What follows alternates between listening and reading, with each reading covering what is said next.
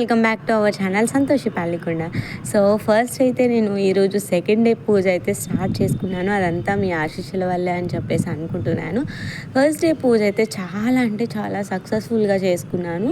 Second day వచ్చేసి అమ్మవారికి ఎంతో ఇష్టమైన జాజులు అయితే మాల కడుతున్నాను. అది కూడా ఫ్రెష్ అయ్యి మనం దేవుడి దగ్గర పనులు చేస్తే మంచిది కదా అని చెప్పేసి ఫస్ట్ అయితే నేను దేవుడి సామానం అంతా క్లీన్ చేసేసుకున్నాను. అండ్ అలానే నిన్న చేసిన పూజ కూడా నీట్గా అయితే క్లీన్ చేసేసాను.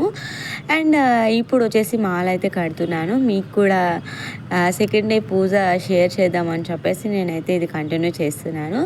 ఇది వచ్చేసి సపరేట్గా వ్లాగ్ అయితే చేస్తాను. అండ్ అలానే జస్ట్ ఈవినింగ్ పూజ ఎలా చేసుకున్నాను ఏంటనేది మాత్రమే పెడతాను.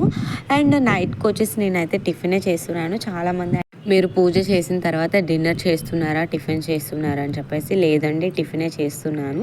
అండ్ నిన్న పెట్టిన విఘ్నేశ్వరుని వదిలేసి అలాగా కదపకుండా సో మళ్ళీ ఇంకొక కొత్త విఘ్నేశ్వరుని చేసి ఇంకొక తమలపాకు అయితే వేసుకున్నాను. 108 సూత్రాలు చదువుకుని పూలు అనేది వేస్తాం కదా అని చెప్పేసి అంకుల్ అయితే మందార పూలు తీసుకొచ్చారు.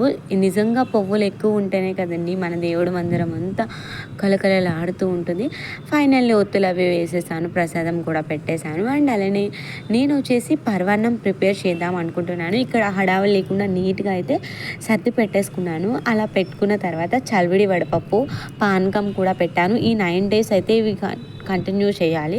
సో మనకి నచ్చిన ప్రసాదం, మనకు వచ్చిన ప్రసాదం అయితే చేసుకోవచ్చు. ఈలోపు పాప చూసారు ఎంత క్యూట్గా నిజంగా పూజ చేసుకుంటుంది తెలుసా. అక్కడ అక్షింతలు అయితే వేసింది కొన్ని, అక్కడ కూర్చుని దండం పెట్టుకుంటుంది. అండ్ నేను వచ్చేసి పరవాన్నం అయితే ప్రిపేర్ చేసేసాను కొంచెం దేవుడి మట్టికి. సో తర్వాత నేను కూడా పూజ అయితే స్టార్ట్ చేసేసాను.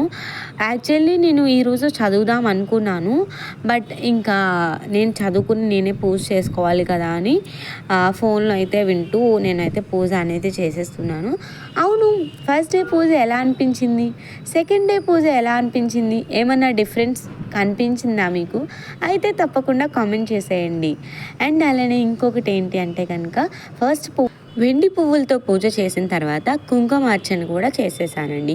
తర్వాత అమ్మవారికి ఎంతో ఇష్టమైన పువ్వులతో కూడా పూజ చేసేసాను. అండ్ అలానే మిగిలిన దేవుడి దగ్గర కూడా కొంచెం పసుపు కుంకుమ అక్షింతల పువ్వులు వేసి దీపారాధన అయితే పెట్టేశానండి. మీరు ఇలానే చేస్తే కనుక ఖచ్చితంగా లైక్ ఇవ్వండి. అండ్ అలానే ఇక్కడ వచ్చేసి చాలా హ్యాపీగా ఫీల్ టెంకాయ పగలగొట్టుగానే పువ్వు వచ్చిందండి. పువ్వు వస్తే ఎవరికైనా సంతోషం రెండింతలు అవుతుంది కదా, నాకు కూడా అలానే అనిపించిందండి. చాలా అంటే చాలా హ్యాపీగా అనిపించింది. ఆ అమ్మవారు నా మొర ఆలకించారేమో అనిపించింది. యాక్చువల్లీ ఈ పూజ అయితే ఎవరితోని షేర్ చేసుకోకూడదు, బట్ నాకు ఒక మెమరీ కింద ఉంటుందని చెప్పేసి నేనైతే వీడియో అనేది అప్లోడ్ చేస్తున్నాను. అమ్మవారికి ఎంతో ఇష్టమైన సాంబ్రాణి ధూపం కూడా వేసేసామండి. తర్వాత వచ్చేసి నా పనిలో నేనుంటే మా మమ్మీ చూసారా ఇల్లంతా చక్కగా సాంబ్రాణి ధూపం అయితే వేసేసారండి.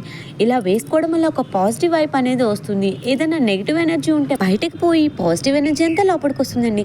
అండ్ అలానే నైట్కి టిఫిన్ వచ్చేసి దోశ అయితే వేసుకున్నాం. ఫస్ట్ డే ఉప్మా అయితే చేసుకున్నాం. సెకండ్ డే వచ్చేసి దోశ అండ్ అలానే కొబ్బరి చట్నీ అండ్ శనగపప్పు చట్నీతో ఎండ్ చేసేసాము. అండ్ మా మరిది గారు వచ్చేసి మా ఇంట్లో వాటర్ ప్యూరిఫై అయితే వేశారండి. దాని గురించి ఫుల్ డీటెయిల్గా చెప్పాలి అంటే మన హెల్త్ మనమే చూసుకోవాలి కదండి.